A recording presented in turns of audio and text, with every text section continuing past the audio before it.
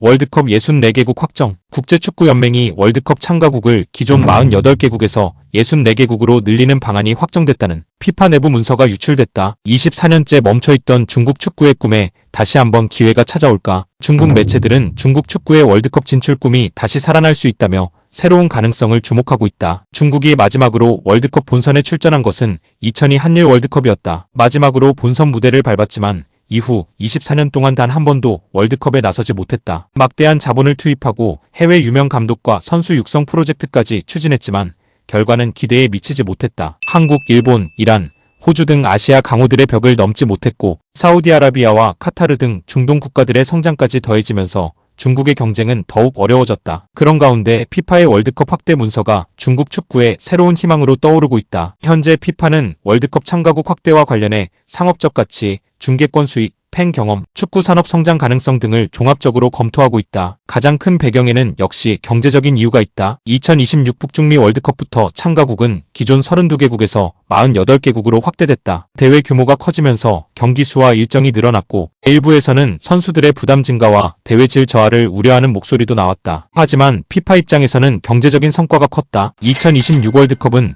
역대 최고 수준의 수익을 기록했고 인판티노 피파 회장 역시 월드컵 확대 정책에 힘을 받을 수 있는 계기가 됐다. 이 때문에 앞으로 더 많은 국가가 참가하는 64개국 체제가 현실화될 가능성도 꾸준히 거론되고 있다. 만약 월드컵 참가국이 64개국으로 늘어난다면 가장 큰 변화가 예상되는 지역은 아시아다. 현재 아시아 축구연맹은 월드컵 본선 티켓 8.5장을 확보하고 있다. 하지만 참가국 확대가 진행될 경우 아시아 배정 티켓이 최대 12장까지 늘어날 수 있다는 전망도 나온다. 중국 입장에서는 분명 유리한 조건이다. 본선 진출 경쟁에서 탈락해야 할 팀이 줄어들고 기존보다 상대적으로 낮은 경쟁률 속에서 기회를 잡을 수 있기 때문이다. 중국 매체들은 2030 월드컵 진출을 위한 새로운 계획을 세울 수 있는 역사적인 기회가 될 수 있다고 평가했다. 하지만 월드컵 티켓 증가가 곧 중국의 본선 진출을 의미하는 것은 아니다. 아시아 축구 수준 자체가 빠르게 성장하고 있기 때문이다. 일본은 유럽 정상급 리그에서 활약하는 선수들을 대거 보유하고 있고 한국 역시 손흥민, 이강인 등 해외파를 중심으로 경쟁력을 유지하고 있다. 여기에 호주, 이란, 사우디아라비아, 카타르 등도 꾸준한 투자를 통해 전력을 강화하고 있다. 결국 중국 축구가 넘어야 할 가장 큰 문제는 티켓 숫자가 아니다. 기회를 잡을 수 있는 실력을 만드는 것이다. 중국은 그동안 거액의 투자에도 불구하고 장기적인 선수 육성과 축구 시스템 구축에서